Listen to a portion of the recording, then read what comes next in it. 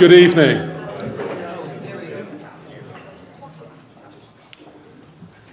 Lord Chief Justice, ladies and gentlemen, it's a real pleasure to welcome you all to Queen's University Belfast this evening and to the 2018 MacDermott Lecture.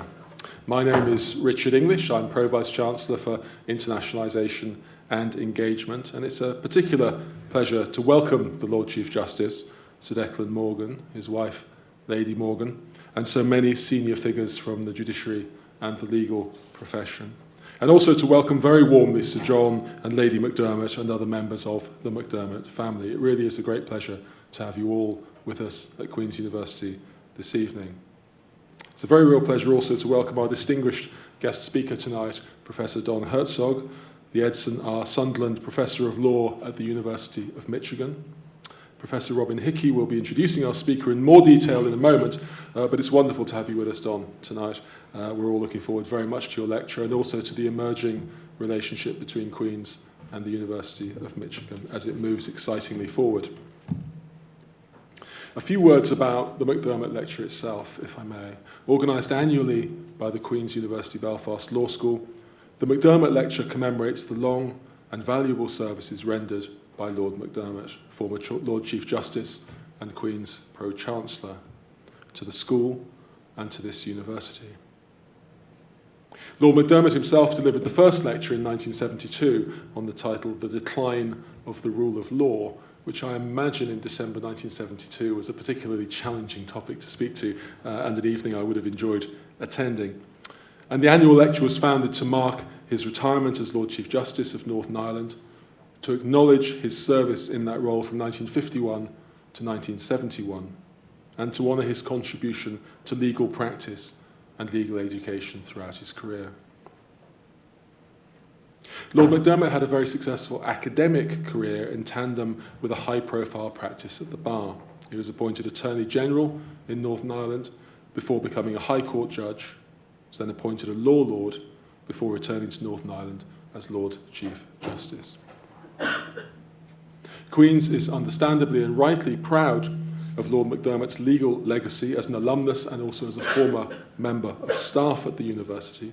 He also gave a huge amount to this society through a long career of exemplary public service as a politician, and is one of the towering figures of the legal life and history of Northern Ireland. The relationship with the judiciary is a very important one to Queen's, and events like this underline that profound significance. The MacDermott Lectures, like the work of the Queen's University Law School more broadly, are aimed at combining academic rigour and excellence with a commitment to societal reflection, engagement and contribution. And on behalf of the university, I'd like publicly to commend Robin Hickey and his colleagues in the school as they maintain this vibrant work in research, in teaching and in wider contributions to the community here in Northern Ireland, but also nationally and internationally. The relationship with the judiciary, the relationship with the University of Michigan, pioneered here at Queen's by Professor Chris McCrudden, form crucial parts of that work. And Lord MacDermott's legacy, together with this prestigious lecture series, testify to the uniqueness of what's done here in Northern Ireland, and more particularly at Queen's. It's therefore my great pleasure to hand over now to Professor Robin Hickey, head of the Queen's University Law School, who will introduce our eminent speaker. Robin.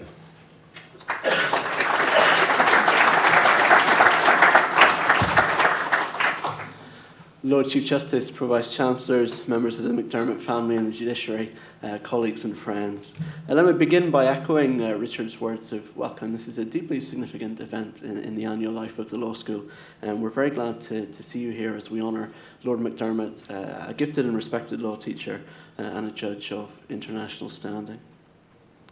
It's always instructive in framing this occasion to return to Lord MacDermott's own terms of reference for the lecture, reflected in his inaugural address.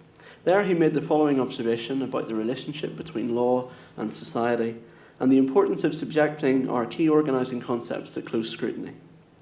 Lord MacDermott said, "We know from the history of law and its institutions that the vitality and fortunes of a people are closely linked with the quality of their laws and can ebb and fail if these cease to be effectual or to serve the requirements of the society they purport to rule.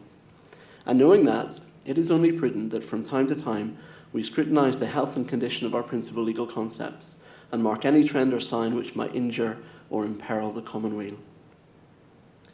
This evening, as we seek to respond to Lord MacDermott's challenge, we are honoured that our thoughts will be guided by Professor Don Herzog from the University of Michigan. Don is a first-time visitor to Northern Ireland, having crossed the Atlantic, especially to be with us tonight. And Don, it really is a pleasure to welcome you and your family to Queen's. Don is a graduate of Cornell and Harvard and a respected teacher and scholar.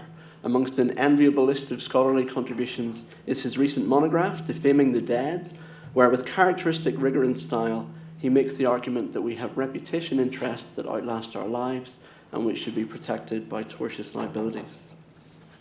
In addition to his scholarly contributions, Don is an outstanding and well-regarded teacher, famed for his use of testing metaphors and hypotheticals. He has a razor-sharp intellect and is evidently a witty, if formidable, contributor to faculty discussions.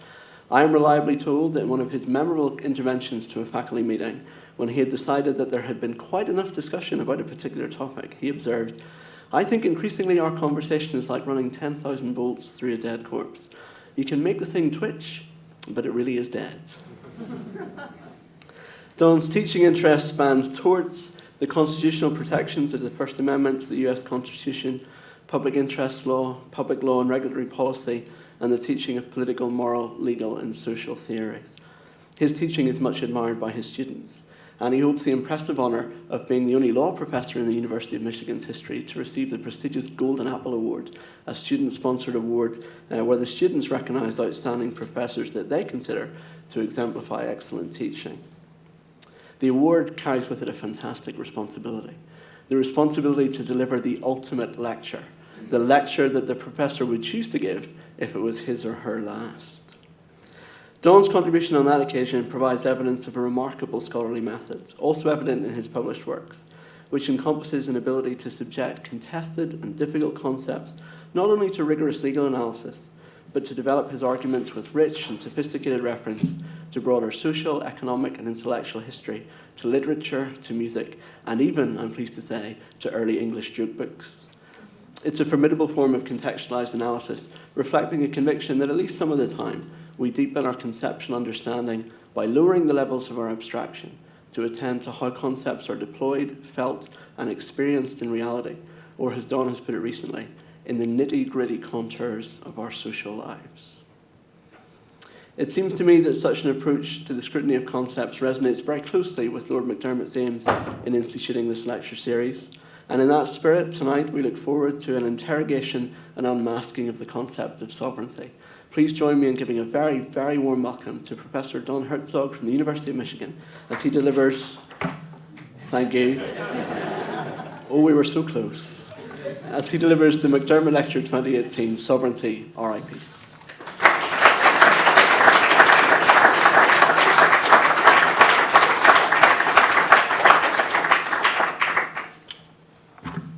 Thanks so much.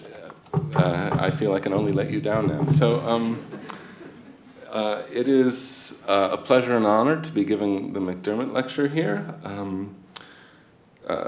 It's inspiring. It's also daunting. Lord MacDermott, after all, not only made his mark in the academy, but made a quite remarkable mark in the life of the law. This is something that will never happen to me. It's not just that I'm 62 years old and it's rather late in the day, and it's not even just that I'm not, in fact, a lawyer, but it's that no one who knows me would ever dream of giving me any position of responsibility. So I'll do what I can do.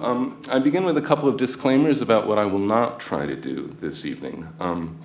I do not come to inform you at tiresome length and sententious detail and hackneyed ways that the nation-state is not what it used to be, that it is struggling against the IMF and NGOs and MNCs and all the rest of the alphabetical soup of international politics. This is, I suppose, true as far as it goes, but I would be sorry to fly across the Atlantic to lay such used wares before you, and you would be sorrier. Nor do I want to follow the sorts of discussions that political theorists have been having about sovereignty in recent years. My colleagues have been investigating, this is just their language, not mine, the metaphysics of sovereignty. They have been investigating the ontology of sovereignty. In the inimitable case, or I hope the inimitable case of Jacques Derrida, they have been investigating, and I'm quoting, the ontotheological metaphysics of sovereignty. It would be harsh to say that this sort of thing is rubbish, so I won't say that. Instead, I'll pause briefly for contemplation and propose instead that we pursue another way. So Robin touched on this. My general stance, I'm just an unvarnished pragmatist in this sort of James Dewey, late Wittgenstein, Peirce way. And my general thought about political theory, in fact, my general thought about theory and my general thought about rationality is that they're just problem-solving activities, right? And the actual problems of legal life, political life, social life are thrown up by social change, right? And people have to deal with them. And one of the things they do all sorts of things in dealing with them, but one of the things they do is articulate new ideas and try to pursue them and learn from experience what goes well and what goes badly. And what I'm going to be arguing in that mode, not as a matter of ontotheological metaphysics, is that the concept of sovereignty was designed to solve a problem, a contingent problem that was thrown up historically. It's not timeless or necessary or an essential part of the woodwork of the way we think about politics and law. And we can argue about whether it did a good job, whether it did an okay job, whether it was a dumb idea, whether it was the greatest idea ever. I have no particular interest in picking a fight with people centuries ago about whether they had a good idea. But what I do want to suggest to you today is that it has outlived whatever usefulness it once had. So we ought to retire it. I do this in the name of clear thinking. I am not today, I will if you provoke me just a tad, but I am not today recommending any dramatic changes in any actual arrangements. So if you are hoping or dreading that I am going to propose, for instance, that we eradicate national borders or create a world government or anything like that, I'm going to ask you to shelve those apocalyptic possibilities. They're not on my agenda. All I want to do is say we should learn to think and talk and act and argue in politics and law without invoking the concept of sovereignty. If someone invokes it, we should learn to act faintly embarrassed and try to change the subject and move on before further damage is done. So I'll start. There are a series of problems that gave rise, in my view, to the understanding of sovereignty I have in mind, but I'm going to start and restrict myself tonight, in the interests of time, to the most pressing one. I'm quoting now from a 1641 pamphlet, "Oh, what a bloody age is this." Country after country was riven by combat. Country after country was abashed by unabashed cruelty. This was on a continent serenely secure that it was civilized, in fact, the most civilized part of the globe. Many millions were killed, and that was Europe in the 16th and 17th centuries.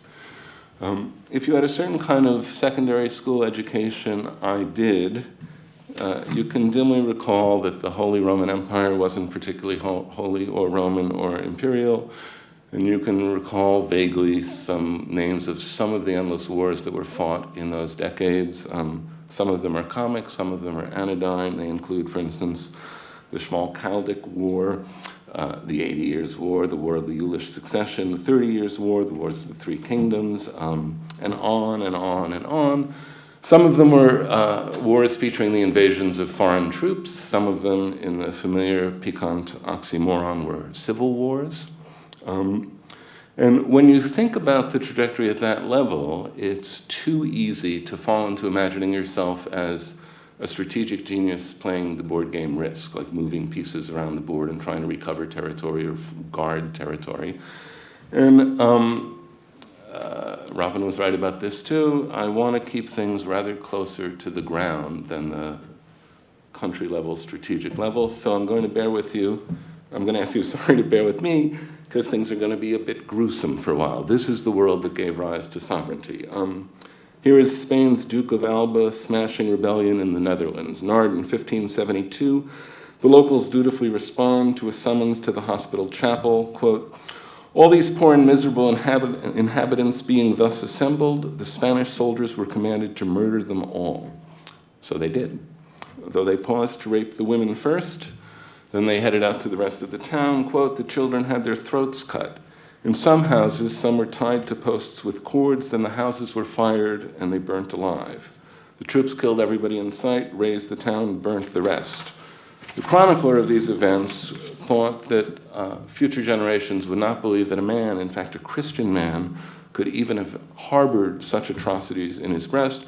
But in fact, the Duke bragged about his work in the Netherlands, quote, ransacking, spoiling, ruining, expelling, destroying, imprisoning, chaining, banishing, confiscating of men's goods, burning, hanging, beheading, breaking upon wheels, hanging men alive by the feet.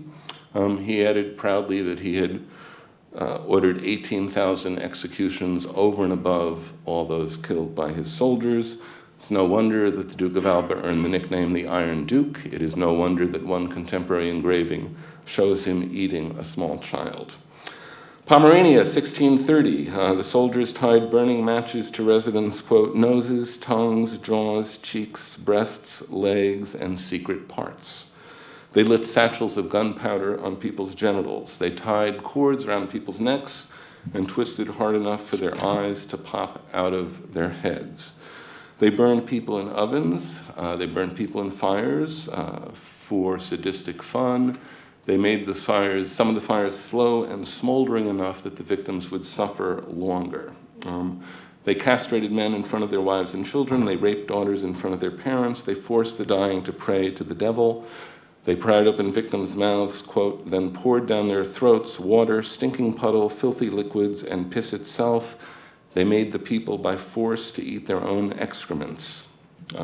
Lower Austria, 1620. The troops raped not just women, but also young boys. They roasted pregnant women on the fire until their fetuses popped out and were also killed. Magdeburg, 1631, a fire set initially to alarm the residents of what was coming, consumed the entire city. 20,000 corpses clogged the Elbe River. The Piedmont, 1655, quote, some women had their breasts cut off, some men had their members cut off. Some were starved to death with cold, and some were forced to eat their own excrement because they would not convert to Catholicism. These decades were strewn with beheaded corpses with penises jammed in their mouths, corpses dug out of graves to be hanged or burnt. That's also the Duke of Alba's work. Corpses dug out of graves to be devoured by wolves and ravens. Corpses dug out of graves to be devoured by famished humans. Soldiers eating children alive, mothers killing and devouring their own children, even selling some of the flesh to their neighbors. One last vignette. This is 1641, Armagh, Ireland. Catholic rebels surround the house of Protestant Sir Patrick Dunson. He summons the household to prayer, knowing full well what is coming. The rebels burst in and threaten him to death, with death if he will not convert. He says, I'd rather be a doorkeeper in the house of my God than to live in the richest tents of the wicked. They reciprocate this cheery gambit with a move of their own. They rape his wife, they kill his children, and again they demand that he convert. Dunson laughs and tells them that he is happy that they have just sent his family to heaven. Now they tie him to a board, again so tightly that his eyes burst out of his head. They, quote, they cut off his ears, then his nose, then both his cheeks. After that, they cut off his arms, after that, his legs. Still miraculously, he survived. They finished him off by cutting out his tongue and ramming a red-hot iron into his bowels. If you are feeling sectarian about the scorecard of the early modern wars of religion, and I urge you, please don't, I can report simply that Protestants and Catholics alike have nothing to be proud of, looking back at these wars. There is nothing global or comic or anodyne about what these people were up against for decades. There is nothing ontological, there is nothing metaphysical, there is nothing theological in the sense which Derrida has in mind. If a theorist tries to enchant you or to send you into a catatonic stupor by invoking the ontotheological metaphysics of sovereignty, then you can give yourself a quick inoculation by chanting, what's the right way to put this in polite company? eat feces and die. That's the decisive context, I want to say, for the emergence of the early modern theory of sovereignty. It's an attempt to solve the endless problem of religious war. It is not an accident that the theory emerges in the form I have in mind in the 16th and 17th centuries, as contemporaries try to figure out how in the world they can prevent an ongoing bloodbath. And they quickly figure out the basic diagnosis, which strikes me as quite right. The Reformation had shattered the unity of Christendom, which was the long-reigning model, centuries-old model of how to achieve social order. So the replacement thought is we're going to focus on national borders. We're going to have an all-powerful central authority in the national border that will control what's going on there, that will stamp out domestic dissent and keep foreign troops at bay. I want to be crystal clear about the version of sovereignty that I'm proposing we retire. You may have another one in mind. If you do, that's fine with me. So here it is, the classic theory, and I have in mind now the view you get in Jean Bodin, Grotius, Hobbes, later on Vattel, Burlamaqui. I could continue to hurl quotations at you, but in the interest of time, I will not, and I will just tell you. The diagnosis, the theory of sovereignty says this: in order to get social and political order, you have to have a single locus of authority called sovereign. And it could be a king, it could be an institutional actor like a parliament, right? That doesn't matter. But there has to be some actor, some government agent or actor or institution you can point at and say, they're the sovereign. And sovereignty has, in my view, and in the view of these authors, three constitutive criteria. Sovereign authority has to be 1, unlimited, 2, undivided, and 3, unaccountable to law or any higher authority. All right, I'm going to repeat those, lest they slip by. Sovereign authority has to be unlimited, it has to be undivided, and it has to be unaccountable. Two commitments come trailing in the wake of this notion. One is the overwhelming dignity of sovereign power. So you can think here of fawning, scraping, endless go-rounds about diplomatic slights in the presence of the monarch. You can think, for instance, of the ability of courtiers under James I to keep a straight face while he ambled around court masturbating. Or, in a more dignified way, you can think of Grotius' turn as Sweden's ambassador to France, where he himself was suitably touchy about Swedish dignity. So apparently trivial questions, such as whether England's coach should come before or after Sweden's coach in the profession, right? Or whether Grotius himself ought to be addressed as excellency or not, became momentous questions of state because, again, of the insistence on sovereign dignity. And the other commitments that comes trailing in the wake of the view is the command theory of law. Law, in this view, Hobbes is crystal clear on this. Law is just the command of the sovereign, and it follows instantly for these writers that the sovereign can't be held legally accountable. If you can command, you can issue a command that says, I command myself to do something, but if you do that, you can always unbind yourself in record time and say, I now don't have to do that.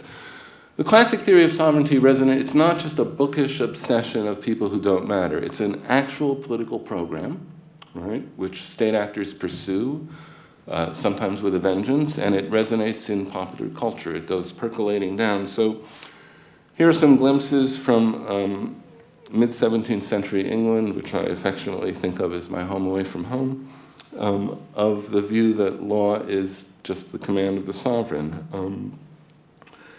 Just after Charles I was executed in 1649, a man was indicted at Sarum Assizes for saying, quote, there was no law. A company of rogues had beheaded the king, and therefore there was no law. Right? If Charles is the sovereign and law is the command of the sovereign, then Charles's death means all bets are off for law. The legal system had another view. He was imprisoned, fined £100, which is a lot of money in 1649, and kept in jail until he could pay. Just after that, some poachers killed and wounded many of the king's deer in Waltham Forest. This is something, as you probably know, that one does not do. One does not go hunting in the king's forest. And saying they came for venison, and venison they would have, for there was no law at that time. Again, the death of the sovereign, if Charles is the sovereign, means law is off. some of you might be noticing I'm going to be brief with this, there is, of course, an appeal to the thing called popular sovereignty, and you might be wondering if I'm opposed to that. And all I want to say about that, unless, again, you decide to provoke me with questions, which you're free to do, is that concept has its trajectory in a very different history. It's the response to the claim that political authority descends from God, right? And the answer is no, it descends from the people. That's fine with me. Again, I don't come here to. If the choice is, does Theresa May or Donald Trump rule because God put them in power, or because the people did, I would choose the second. But none of that requires anything like the thought of unlimited, undivided, unaccountable power. It's just a very different sort of question. The view I'm gunning for is, and here is one quote that matters, and it matters because it ricochets across the ocean to America and is quoted more times than one wants to count, is a line from Blackstone's commentaries. Blackstone is at his least impressive, in my view, when he's trying to sound theoretical. He's at his most impressive when he's analyzing contemporary English law. But here's the quotation, which lives on endlessly. How the several forms of government we now see in the world at first actually began is matter of great uncertainty. It has occasioned infinite disputes. It is not my business or intention to enter into any of them. However they began, or by what right soever they subsist, there is and must be in all of them a supreme, irresistible, absolute, uncontrolled authority in which the rights of sovereignty reside. Now, what's crucial for my purposes is not just the observation that there is, which could be a contingent factual claim, like one can imagine looking at governments and saying, yep, there's one, yep, there's one, yep, there's one. What's important is the claim that there must be, right? That you can't have government unless you have sovereign authority so understood. One might have paused to notice that for many centuries of history, there were obviously no such authorities at all, and there did seem to be political authorities, they just didn't have sovereignty. But Blackstone seems not to have stumbled that way. So the uptake of the view, again, is social and political order requires sovereign authority, which for today's purposes I'm treating as terms of peace for a continent racked by religious war. And in order to consolidate authority, you have to have an authority that is unlimited, undivided, and unaccountable. The theory is not dumb, right, as a response to that problem. It is, as we might say, good enough for government work. I don't think it was a winning solution even then. The winning solution is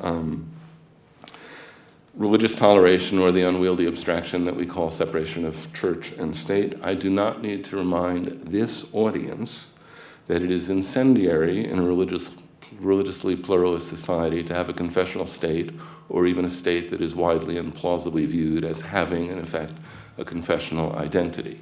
Theory of sovereignty says, no, that's exactly what you want. One of the powers of a sovereign authority is the right to impose a national religion, which turns out to be a recipe for creating disloyal subjects, right, who feel like they don't actually want to convert and be oppressed. But again, I don't think it was a dumb idea, the idea of sovereignty. But what I want to say is, it's over, and here's how and why it's over. A series of later political and legal struggles in the West have gutted all three constitutive criteria of the concept. So if Baudin and the rest tell us that sovereign authority has to be unlimited, our response in one society after another is no. We have constitutional restraints on sovereign authority, right? Sovereign is not free to do anything.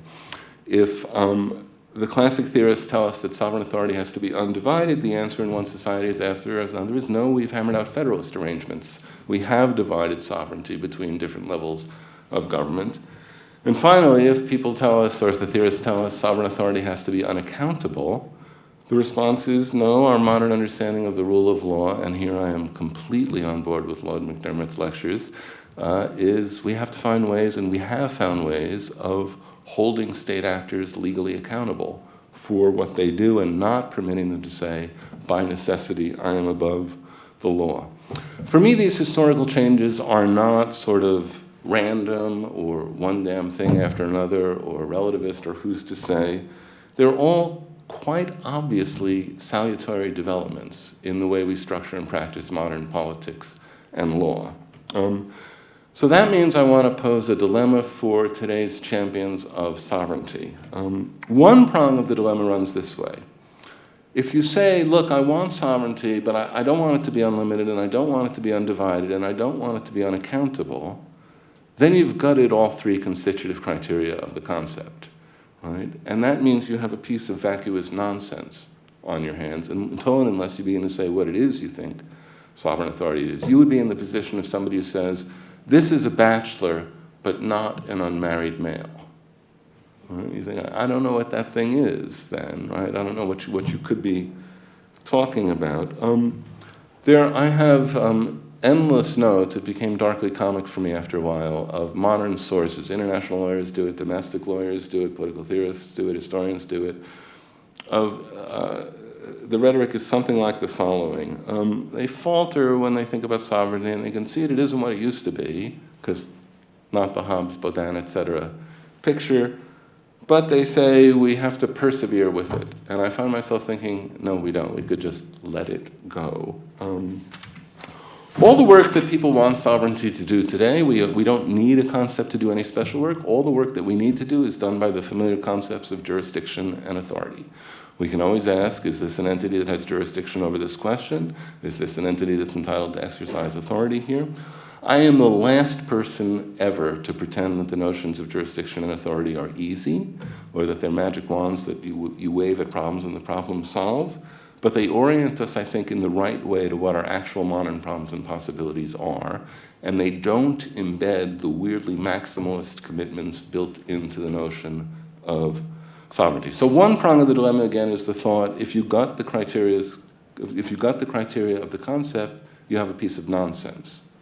The other prong of the dilemma is, well, if you want, you can hang on to one or more of the constitutive criteria, right? Then you'll have a meaningful concept, but then you'll be saying, I want a political authority that is unlimited and or undivided and or unaccountable. And I find myself thinking, why would anyone in their right mind want that, right? Because the one thing we have learned, if we've learned anything as a result of historical experience, is that when you turn to the state to solve problems, you also have to be ever attentive to the way in which the state can create problems, in which the state can oppress, in which the state can torture, in which the state can murder, right? The idea that we have to do is enhance state power across the board in some radically unconditional way strikes me as a bad idea, right? So it would be meaningful to say I want a sovereign that is unlimited or undivided or unaccountable, but it would be dumb or pernicious.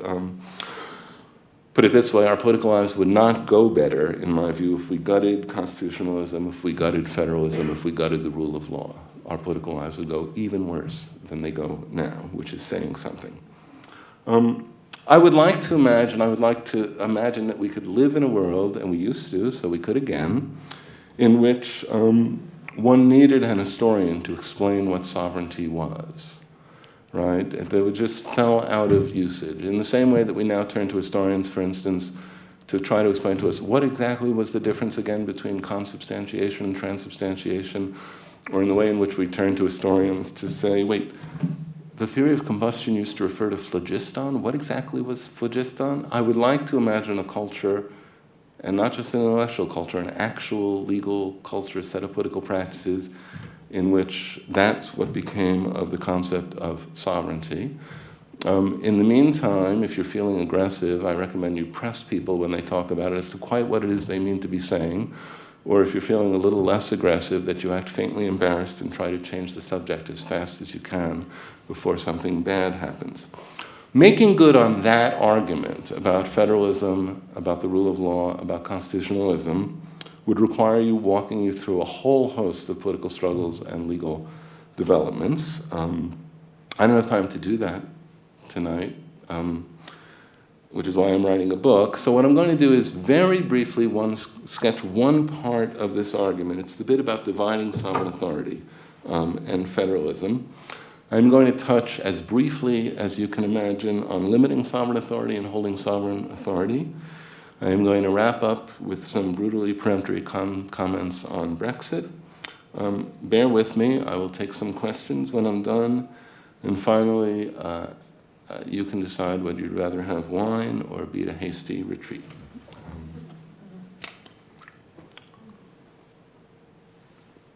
So let's go to the 1760s. Britain and the American colonies are coming unglued in a rather messy and also violent way. Our standard story about that is no taxation without representation. There's a deeper story. In 1764, Lord Grenville insisted in Parliament that Britain should and must collect more than customs duties. Quote, "Something farther must be thought of, a stamp duty in America. 'Twas easily collected without a large body of officers. Britain has an inherent right to lay inland duties there. The very sovereignty of this kingdom depends on it." Defending the Stamp Act in 1766, Hans Stanley, also in Parliament, quote, "The tax was not a 20th part of what they could afford to pay, but that was not the point. He would rather have a peppercorn to acknowledge our sovereignty than millions paid into the treasury without it." This is the worst kind of symbolic politics ever, right? The point of taxing is not actually to fund the government, right? It's to rub people's nose in the claim, we are sovereign. The same commitment to sovereignty is why Lord North dug in on the also financially insignificant tax on tea. Quote, this is Lord North, "The duty on tea must be maintained as a mark of the supremacy of Parliament and an efficient declaration of our right to govern the colonies." Lord North had already insisted that, quote, "whatever prudence or policy might hereafter induce, he would not back down on the Paper and Glass Act till we saw America prostrate at our feet." The language of peppercorns and prostration elicited jeers in Parliament and out of Parliament, but North was unwilling to back down, and he had allies, of course, because he won. Thomas Pownall warned against backing down. The act, he said, was a visible sign and symbol of its sovereignty. If ever anyone should attempt to erase or remove it, the whole edifice would fall to pieces. This is characteristic sovereignty thinking, right? If you have to have maximal power, the slightest concession, the slightest erosion means the whole thing collapses. It completely misses a familiar motif in political life, which is the ways in which constrained and limited power can be more secure and more powerful than power that claims to be unlimited across the board. 1769, Allen Ramsay sneered at, quote, "the vulgar misapprehension that taxation would be illegitimate without popular consent." He said, "I don't care whether it's the colonies, I don't care whether it's England, I don't care whether it's Turkey. Sovereignty is good enough for taxation.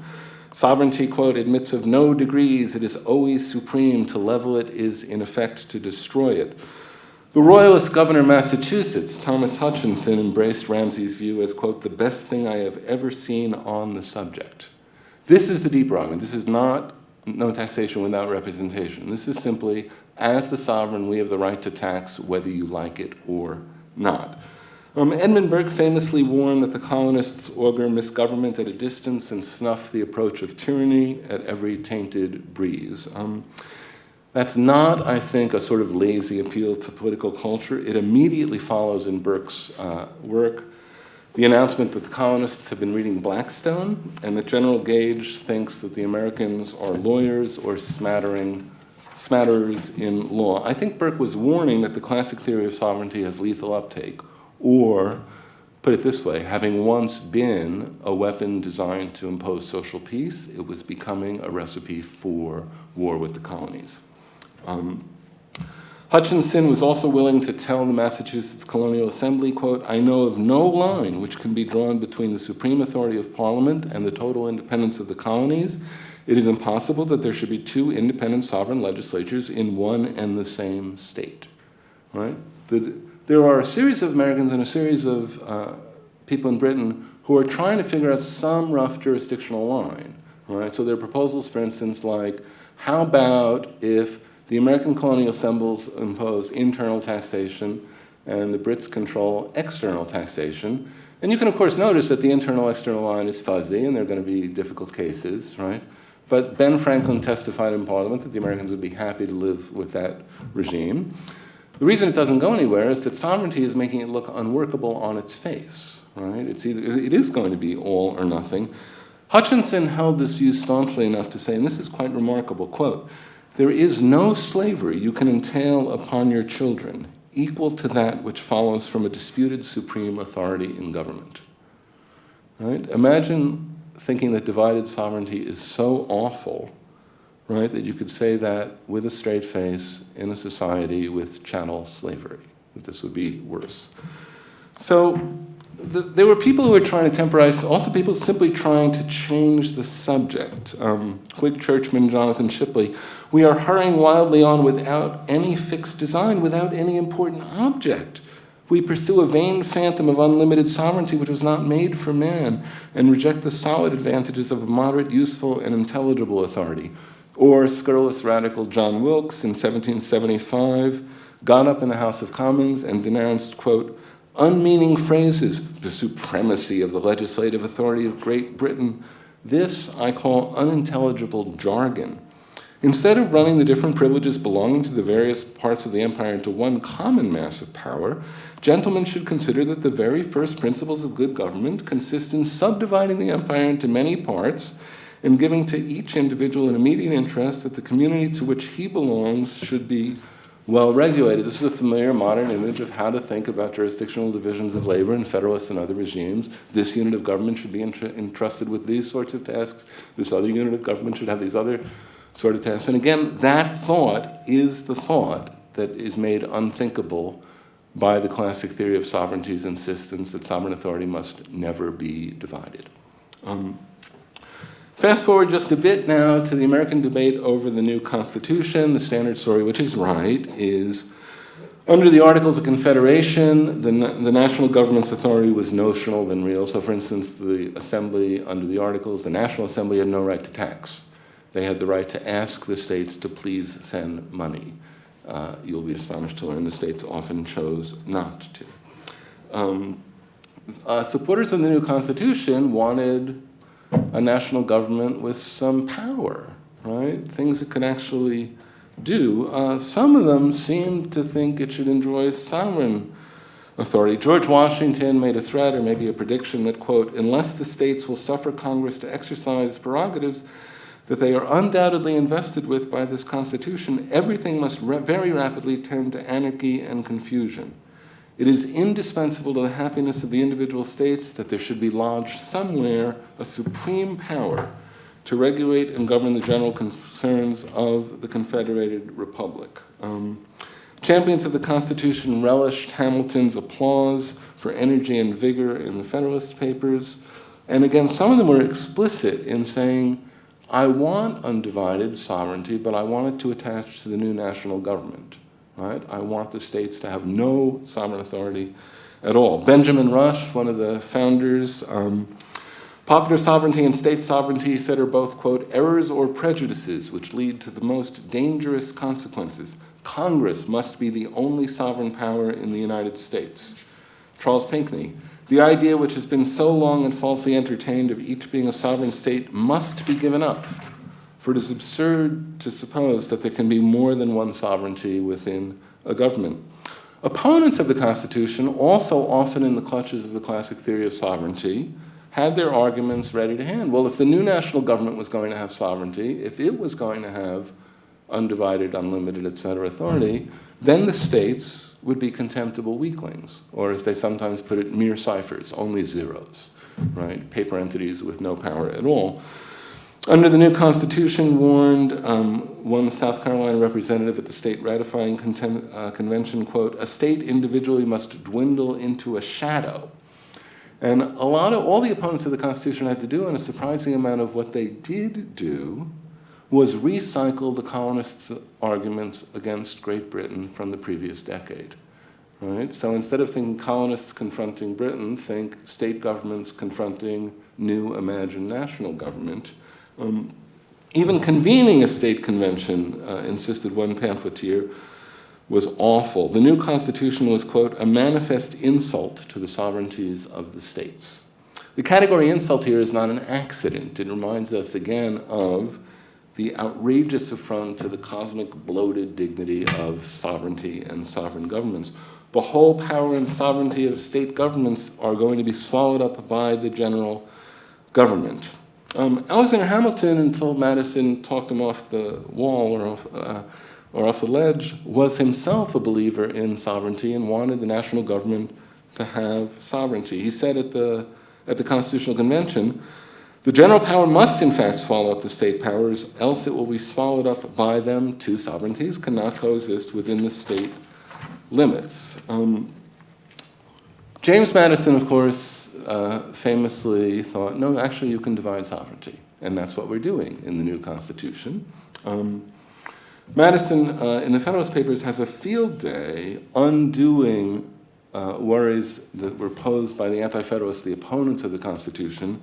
Is this going to be a national consolidation or a mere confederacy?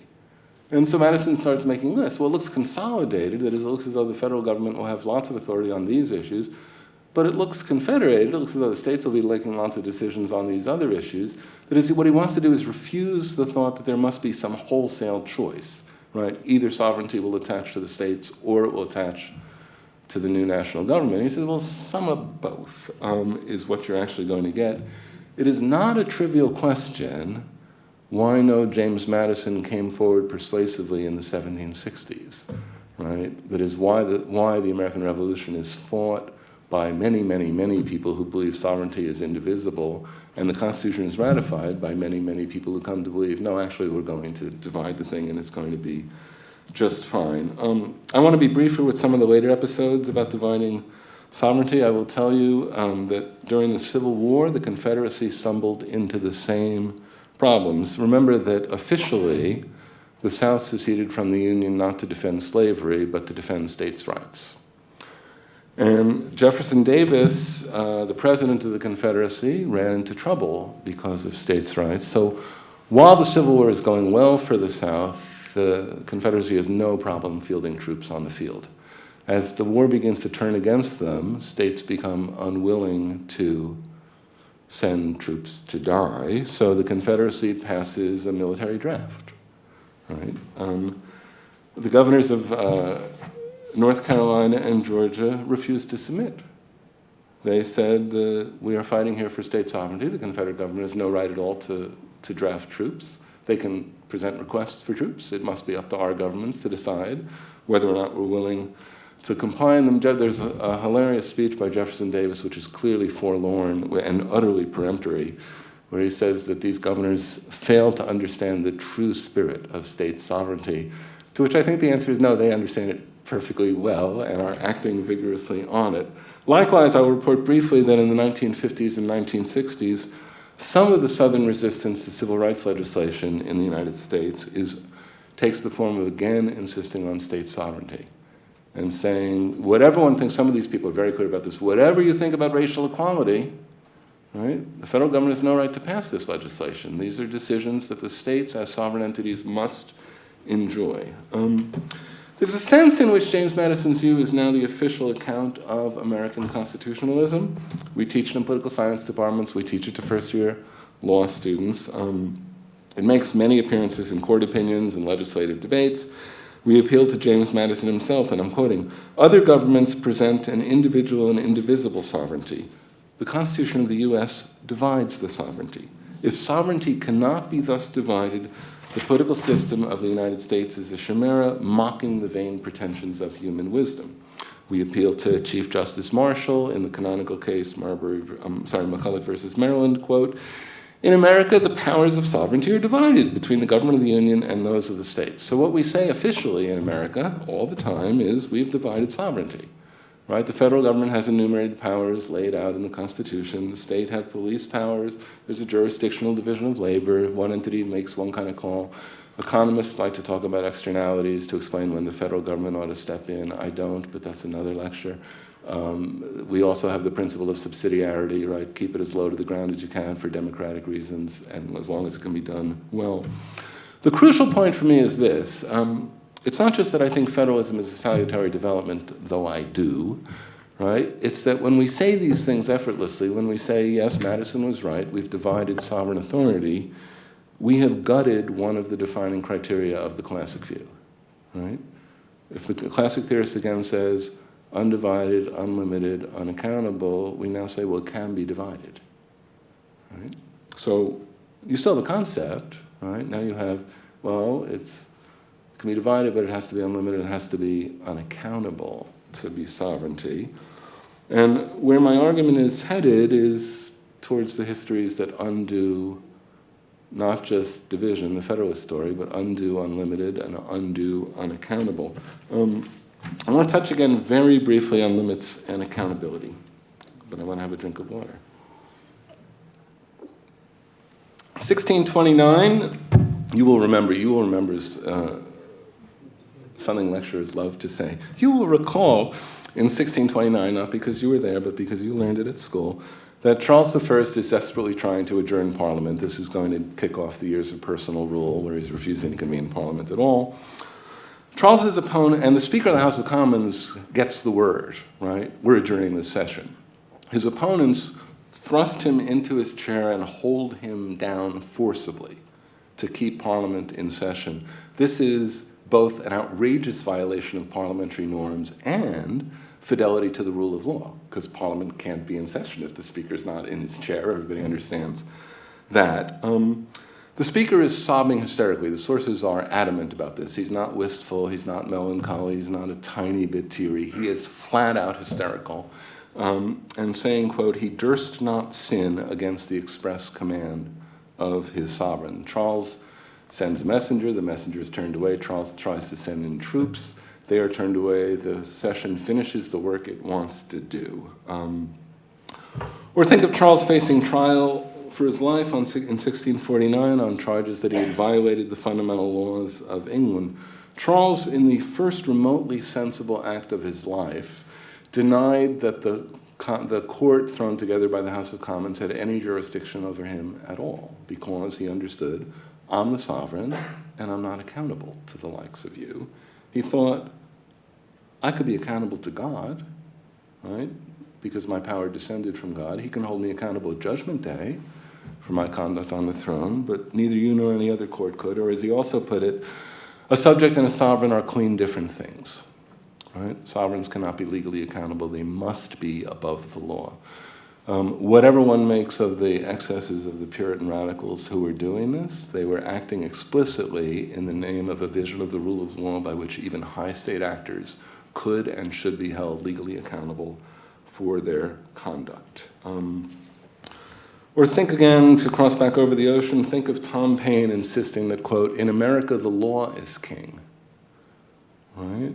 We don't have to understand law as the command of the sovereign. We don't have to have a sovereign who's necessarily above the law.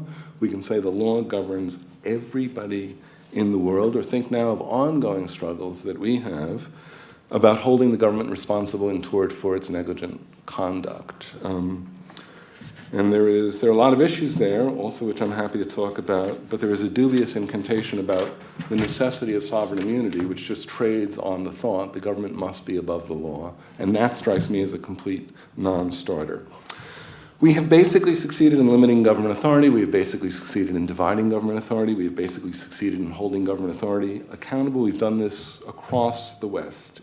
In our liberal democracies, at least as long as they remain liberal democracies. So there's a sense in which it's contingent, it's us here now, but us here now turns out to be a lot of people, right, for a long time, over a lot of space. And these, again, are choice-worthy developments. They're not lamentable incursions on sovereignty.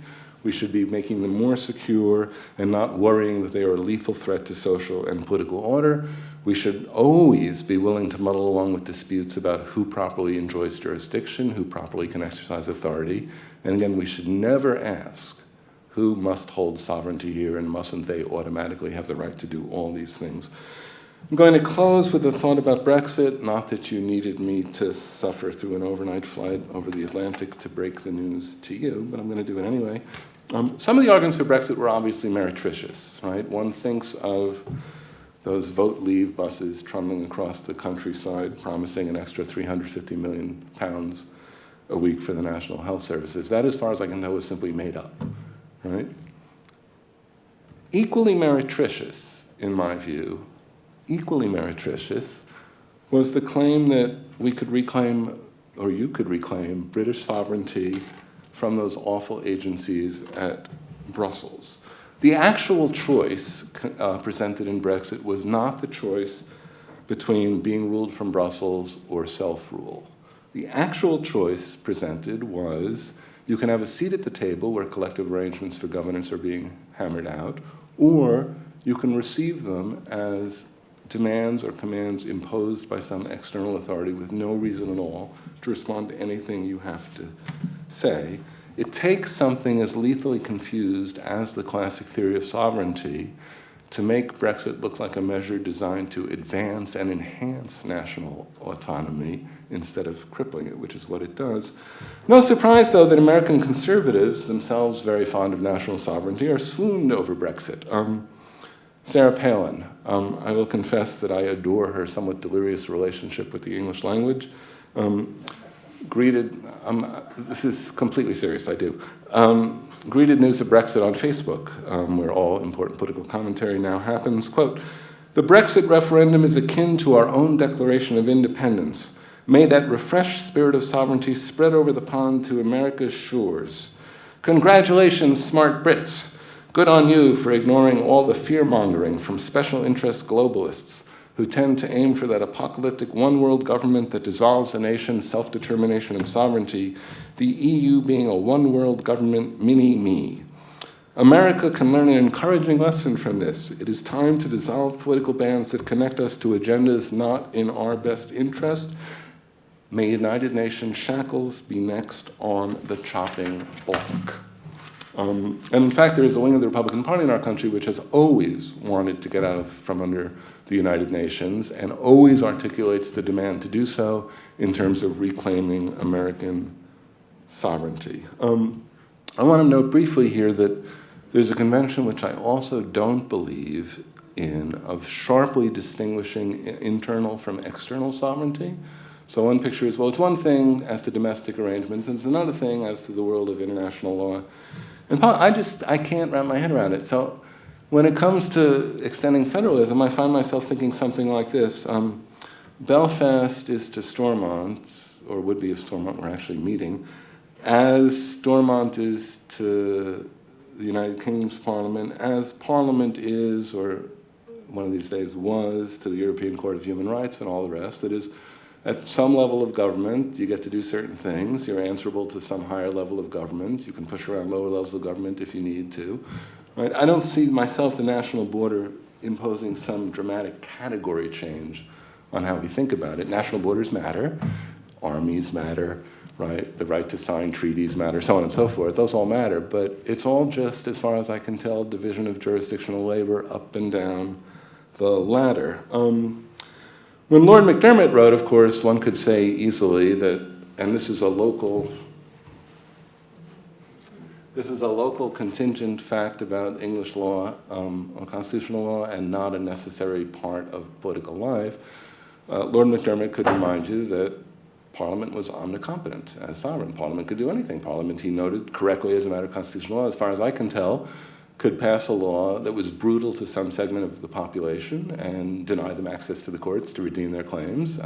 That would not happen for obvious reasons, but Parliament had that authority, and part of this puzzle that was unavailable for chronological reasons to Lord MacDermott is, of course, the factor-tame decision for the European Union and the announcement that actually even acts of the UK Parliament would have no legal force if they violated EU law.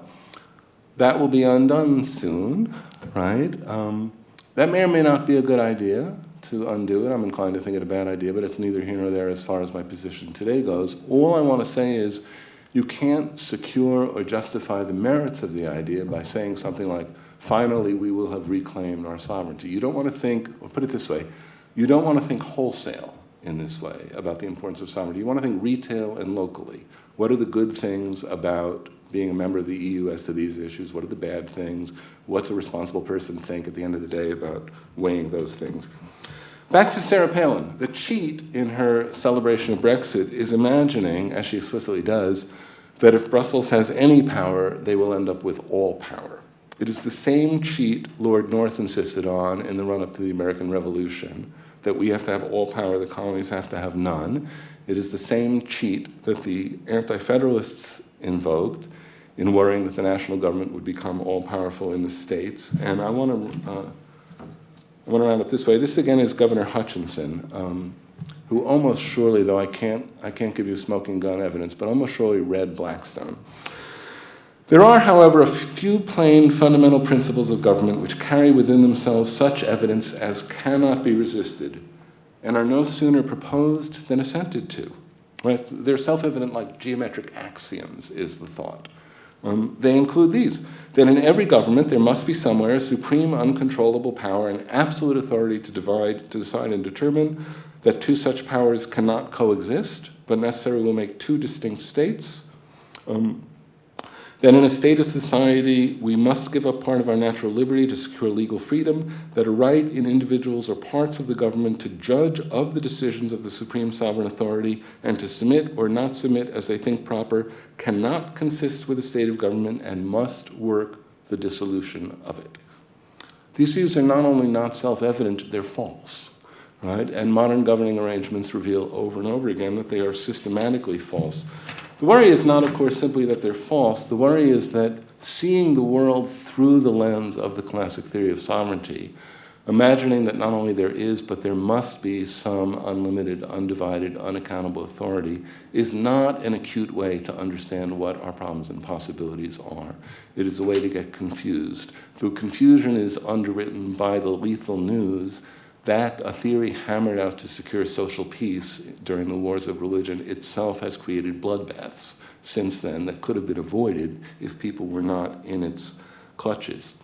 What will change if somehow miraculously people learn to live without this bankrupt notion? I have my suspicions about what will change and what won't change if people learn to argue retail, not wholesale, about jurisdiction and authority. For now, it's enough to say just this: time will tell. Right? We'll figure it out as we grope with what our actual problems are. For now, just this, and I hope it's enough: politics and law are hard enough without crippling ourselves with concepts that have outlived their usefulness. I'd like to thank you for your patience, and I look forward to your questions.